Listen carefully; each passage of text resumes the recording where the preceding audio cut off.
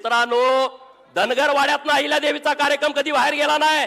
अण्णासाहेब डांगे जर या चौंडीत आले नसते तर चौंडी महाराष्ट्राला कळाली नसती। ही अतिशय गंभीर बाब आहे। आणि आज धनगरवाड्यातली पोर जयंती साजरी करायची, पावत्या छापून पावत्या गोळा करा, मग कार्यक्रम करा। पहिल्यांदा साहेब असं घडतंय, आम्ही सगळ्या फेसबुकला, व्हॉट्सअपला, ट्विटरला, सगळ्या भाजपच्या पेजवर बघतोय, सगळीकडे अहिल्यादेवी अहिल्यादेवी अहिल्यादेवी अहिल्यादेवी।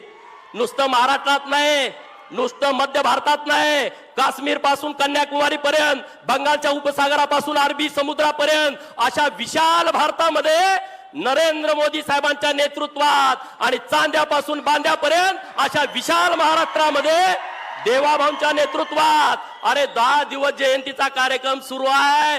साहेब, आम्ही सर्वजण ऋणी आहोत। अहिल्यादेवींना 300 वर्षानंतर न्याय मिळाला। 300 वर्षानंतर सगळे उभा राहून टाळ्या वाजवून माननीय नरेंद्र मोदी साहेब, माननीय देवाभाऊ एकनाथ शिंदे साहेब, सगळे उभा राहून जोरदार टाळ्या वाजवा।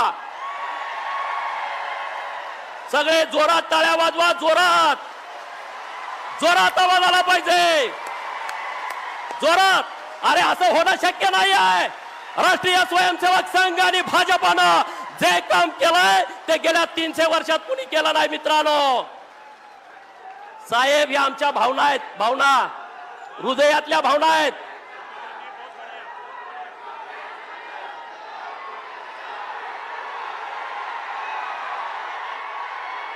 साहेब, वाईट वाटतंय, हे कुणी काम केलं नाही। अहिल्यादेवींची जयंती कुणी साजरी केली नाही, पण अख्ख्या देशात साजरी होते। उत्तर प्रदेश मध्ये साजरी होते, मध्य प्रदेश मध्ये साजरी होते, केरळामध्ये साजरी होते, अरे पश्चिम बंगालात साजरी होते। एकमेव महापुरुष अहिल्यादेवींची जयंती अखंड देशामध्ये साजरी होते। मित्रांनो, आम्ही तुमच्या कायम ऋणात राहू। अहिल्यादेवींना तुम्ही इतका सन्मान दिला, कारण अहिल्यादेवींनी काम सुद्धा या देशासाठी केलं होतं, कुठल्या जातीसाठी केलं नव्हतं, अखंड हिंदुस्थानासाठी काम केलं होतं, अखंड हिंदुस्थानासाठी। परंतु इतिहासकार जातीवादी निघाले, इतिहासकारांना लिहू वाटलं नाही। सुभेदार मल्हारराव होळकर, एका मेंढपाळाचा पोरगा, अरे ज्याचा बाप राजा नव्हता, ज्याची आई राणी नव्हती, एका मेंढपाळाच्या पोटी जन्मलेला मेंढक्याचा पोरगा स्वतःच्या हिमतीवरती, धाडसावरती, पराक्रमावरती आणि तलवारीच्या पातीवरती सुभेदार होतो।